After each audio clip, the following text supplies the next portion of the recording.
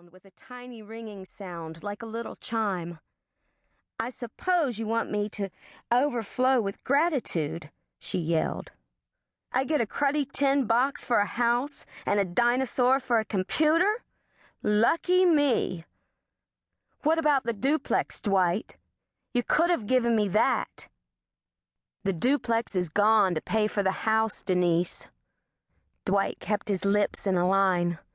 Mommers kicked at her own overstuffed suitcase. Then she said all kinds of other things I won't mention, but boy, did I hear some language. Dwight walked away from her. That might have seemed mean to anyone who happened to be watching that day, but I didn't really blame him. He had my little sisters to think of. Half-sisters, that is. They're Dwight's kids. I'm not. Like I said, my family is full of twists and turns. He leaned down and gave me a shaky hug. I squeezed him back and swallowed hard.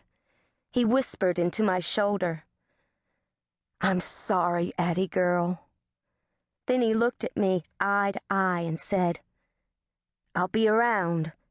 You know that." I nodded. "And you'll bring Brenna and Katie, right?" "Of course, as often as I can." "Then it'll be all right," I said, and I faked a big old smile. Dwight got back into his truck and raised a hand to wave goodbye. He turned his wheels away from us, and with a screech and a lurch, he was out of there. I stood next to Mommers, both of us looking at the trailer. The thing was dingy and faded, but I could tell it had once been the color of sunshine. It was plunked down on a few stacks of cinder blocks at the corner of Freeman's Bridge Road and Knott Street in the city of Schenectady, in the state of New York. It was a busy corner, medium busy, I'd say. The only patch out front was the tarry blacktop bubbling up in the heat of the late summer afternoon. No pinwheels, no garden gnome. "Can you believe this, Addison?" Mommers said. She stared at the trailer door. "That reprobate?" "Reprobate?" I said. "There's one for my vocabulary book." "Yeah, Addie, and for the definition, you just write Dwight." She fell into a heap and started to cry. I stooped beside Mommers. I gave her shoulder a pat, tried to get her to look at me, but she wouldn't. Then the little flash of silver caught my eye. I reached down and picked up the key. Chapter 2. Small Stuff. I've always sort of liked small places like tents and bunk beds. You can make them all your own just by being there to fill up the space. I rolled the key over in my palm. I wanted to see the inside of that trailer.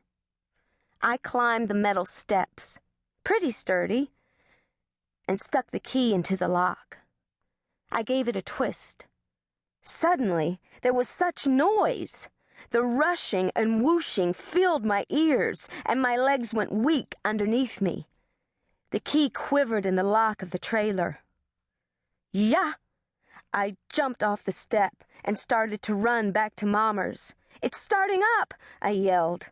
The loud clack, clack, clacking noise at my back drowned me out. Mommers covered both her ears, her mouth wide open in a silent scream. She had big round eyes fixed on something over my head. I was sure the trailer was falling off its blocks, about to crash. I turned in time to see the blur. A silver train streaked by on the tracks right above our new home. Silence followed. Then Mommers wailed, "We're living under a train?" "Well, sort of in front of," I said, glancing back at the empty tracks. My heart was still pounding. "What's the difference?" she said. I braved the metal stairs again, took a breath, and pulled open the door to the trailer. It really was a little house inside. More of a home.